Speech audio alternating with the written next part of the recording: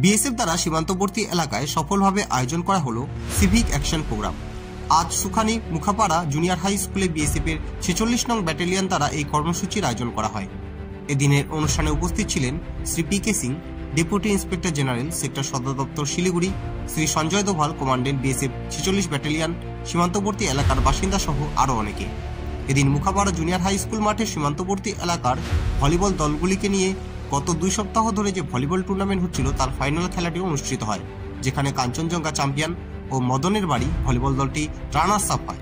ভারত বাংলাদেশ আন্তর্জাতিক সীমানা রক্ষা করার পাশাপাশি সীমান্তবর্তী এলাকার ছাত্রদের সাহায্য এবং সামাজিক দায়বদ্ধতার কাজগুলিও সীমান্ত অঞ্চলে জনগণের সাথে সহায়তা ও সমন্বয় রক্ষার্থে ভালোভাবে করা হচ্ছে।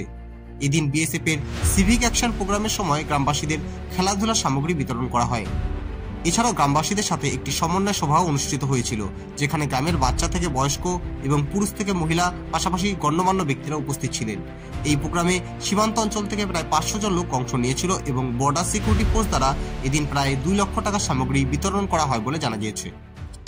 ये खाता खोल दिया उनकी टीम ने और ये देखो बुल्ला द्वारा अच्छी उछाल, अच्छा गेम, अच्छा पास और अच्छी रेस, लेकिन कवरिंग, उतनी सुंदर कवरिंग, अच्छा रेस, सेंटर द्वारा पास और ये उछाल और मदनरवाड़ी भी अच्छी, क्या बात है, अच्छी सर्विस, सेंटर पे आई, अच्छी उछाल और क्या ब्लॉक, बहुत बढ़िया, अच्छा डिफेंस और ये डबलिंग